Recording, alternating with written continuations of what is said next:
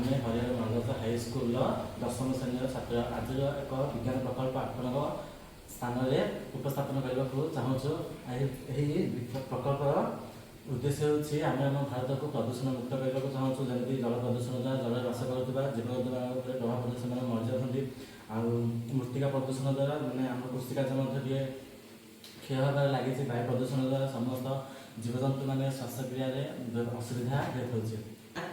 किसी अनावश्यक पदार्थ को नहीं आम प्रकल्पटी जमीक कार्डबोर्ड सी पाइप आउपड़ी स्ट्र आउपड़ी सोलो प्लास्टिक गाड़ी आ गछ आ कि मैला जमी जा पानी काठ एमती सब लेकिन आम आमर प्रकल्पटी प्रथम आम वायु प्रदूषण को दर्शाइवाई कल कारखाना और जानबाहन नहीं कल कारखाना बाहर धूआं अंग वायु प्रदूषण एक मुख्य कारण साजिश और जानबाहन बाहर अंगारकाम्ल वायु प्रदूषण एक मुख्य कारण साजिश। एठारे आम मृत्तिका प्रदूषण को दर्शाइछु।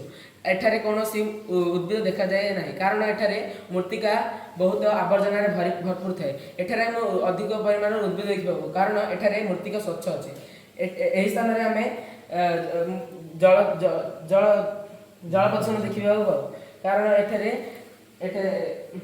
कल कारखाना बाहर अपरिष्कृत जल मिसी अपरिष्कार बनता है। यही जल जदि नदी में मिसे नदी जल अपरिष्कार होता है फल जगत पर बहुत प्रभाव पड़ता है।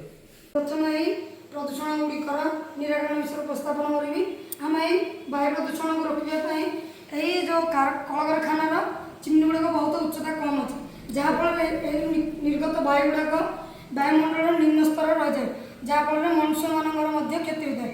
किंतु यही कल कारखानार चिमनी गुड़ा बहुत उच्च अच्छी जहाँफल निर्गत वायु गुड़िक वायुमंडल निम्न स्तर न उच्च स्तर को जाए जहाँफल जीवमंडल कौन क्षति हुए ना। यापर आम देखा जल प्रदूषण कल कारखाना निर्गत दूषित जल गुड़ाक यही जल मिसी जल को प्रदूषण कर आम यही जल को फिल्टर साहाय्य फिल्टर कर कृषि कार्य व्यवहार करवा ताल जल नदी न मिसी चाष जमी व्यवहार हो पार। एठारे मृत्तिका आवर्जन हो पड़े कौन गछ देखा जाए ना और यार उर्वर बहुत कम थाए। एठारे आम पानी गुड़ा को सफा कर रखिथार एठारे पानी आम दे मृत्तिकार उर्वर बहुत भल अच्छे जहाँफल एठारे आम गछ देखी था।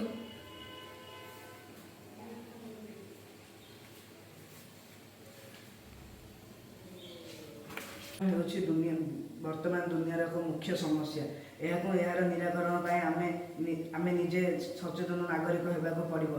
वायु जल मृत्तिका इत्यादि गुणवत्तार उन्नति और सुस्थ समाज गठन करने गठन करने को द्वारा आम विकसित भारतर लक्ष्य को पूरण कर।